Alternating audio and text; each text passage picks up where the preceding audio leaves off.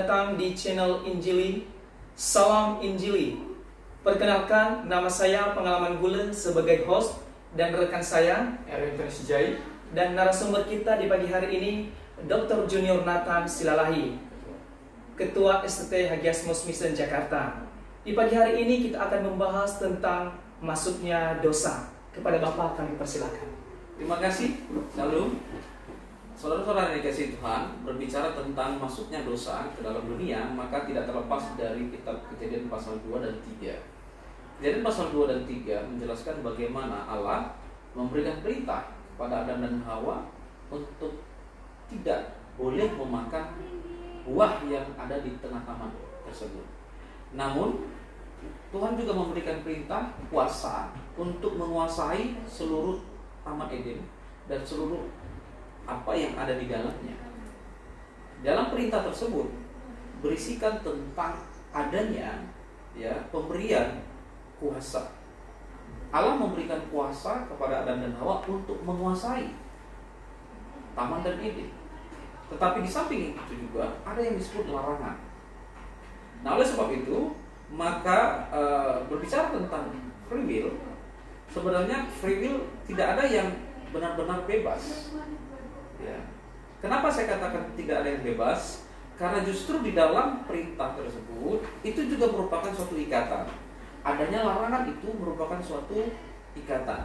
Oleh sebab itu Adam dan Hawa di dalam Taman Eden pun tidak pernah bebas. Artinya ada ketentuan yang sudah Tuhan berikan kepada Adam dan Hawa. Namun yang perlu kita cermati adalah ketika Allah memberikan perintah itu, maka di dalam diri Adam dan Hawa ada dua keputusan, ada dua di dalam pengambilan keputusan. Yang pertama adalah taat, yang kedua adalah tidak taat. Jadi di dalam Adam dan Hawa sebelum jatuh ke dalam dosa, maka Adam dan Hawa memiliki posisi dalam netral.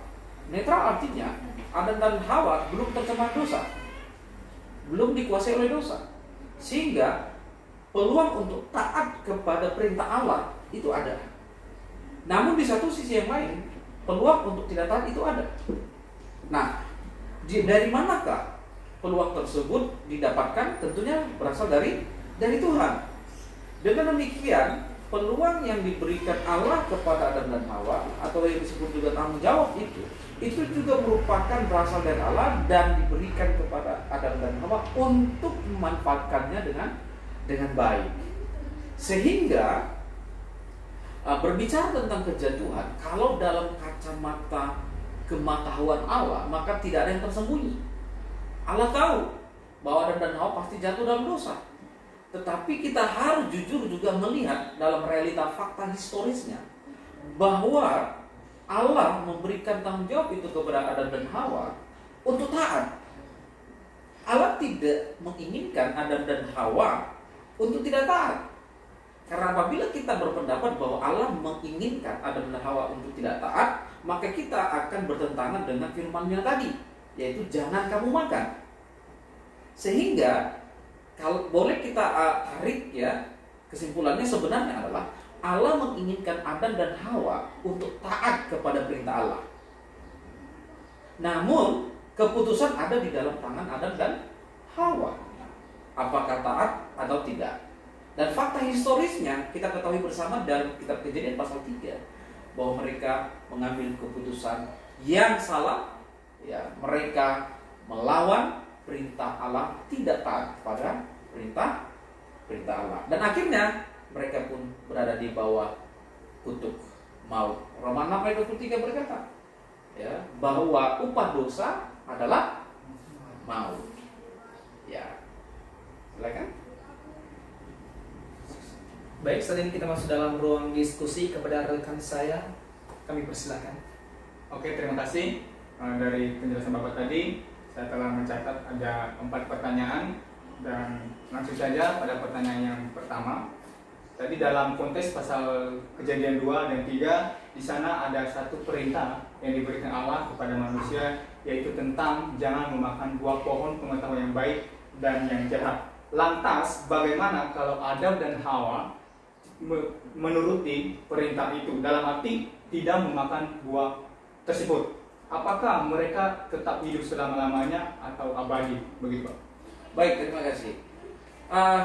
Seandainya, ini kita berbicara tentang seandainya, apabila Adam dan Hawa taat pada perintah Allah, maka tentunya tidak ada penghukuman, tidak ada pemberian hukum maut. Tetapi ini kita berbicara seandainya. Namun pada realitanya, fakta historisnya, mereka melanggar perintah Allah. Tapi nggak apa-apa, karena kita balik tadi bahwa ada dua peluang yang ada dalam diri Allah, maka tentunya dua peluang itu ada di sebelumnya. Nah, apabila Adam dan Hawa tidak jatuh dalam dosa, maka mereka tidak ada berada di bawah penghukuman. Namun, yang harus kita cermati adalah karena tubuh Adam dan Hawa atau tubuh manusia itu dibangun oleh Allah dari debu dan tanah yang bersifat materi, yang bersifat kesementaraan.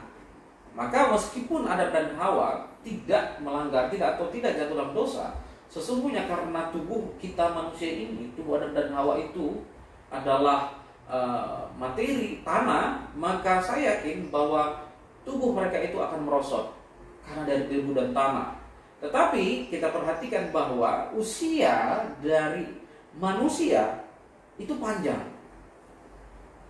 Dan kalau kita perhatikan mulai dari kitab Kejadian terus menerus, nanti pada akhirnya Musa berkata bahwa usia manusia itu hanya 70 sampai 80 tahun. Bandingkan ya, manusia pertama Metusalah itu berumur sampai 900 tahun, 900-an tahun.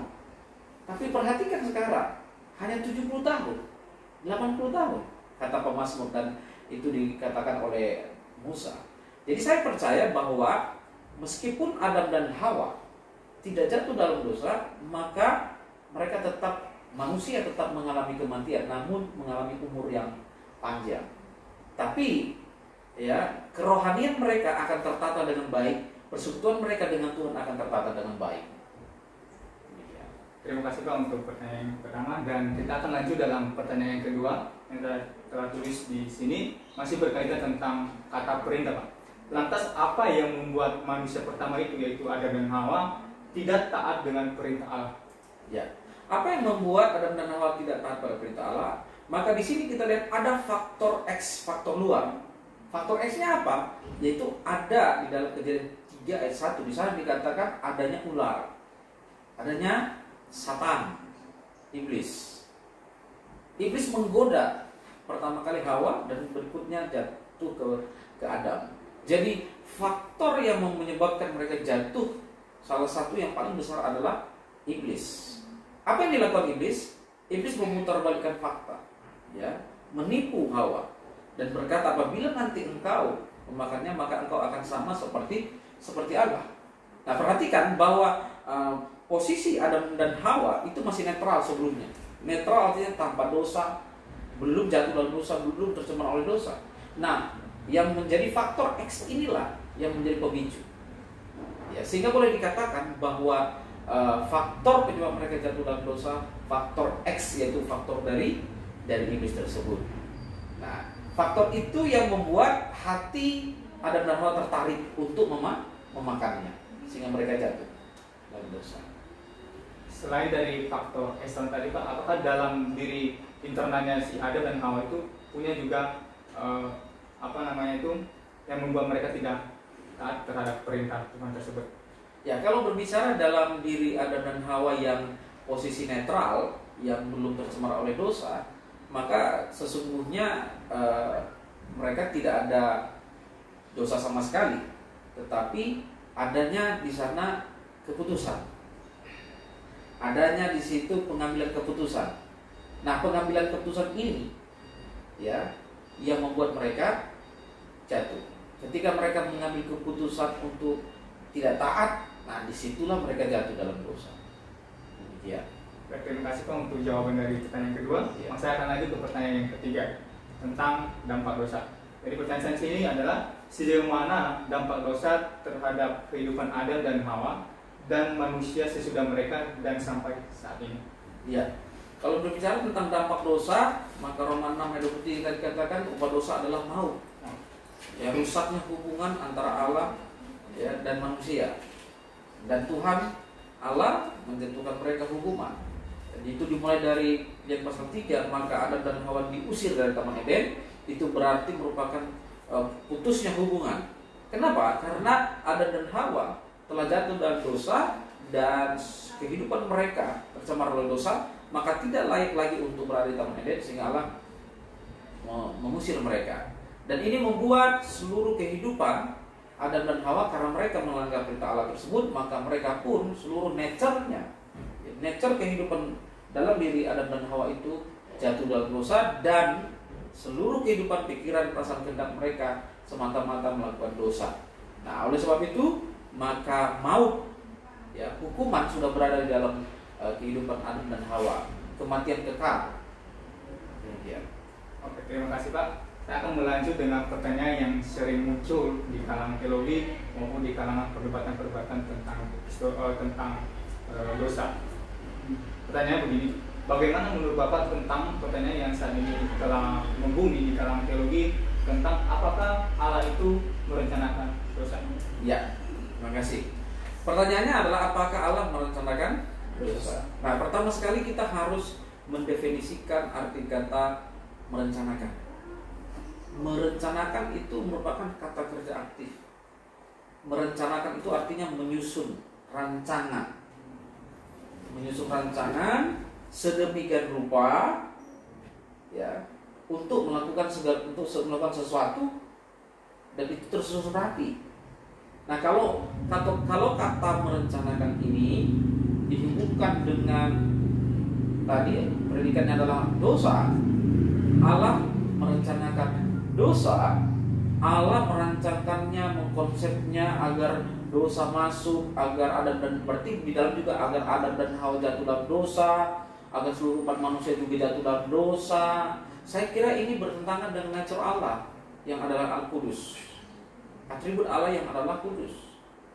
Oleh sebab itu, kata merencanakan tidak tepat di dalam dunia teologi, tidak tepat secara alkitabiah. Ya. Kata yang tepat adalah apa? Kata yang tepat untuk dosa adalah Allah memberikan tanggung jawab kepada Adam dan Hawa.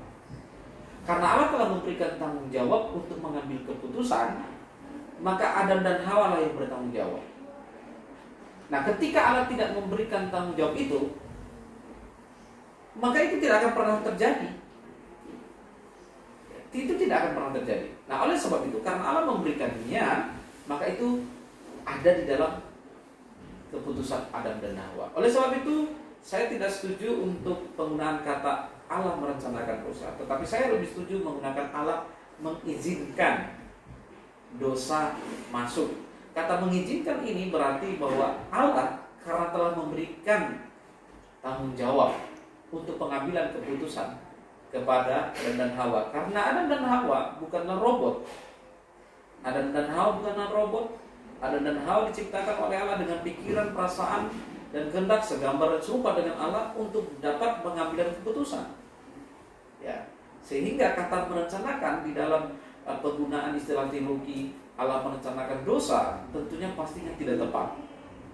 Tidak, sama sekali tidak tepat. Ya.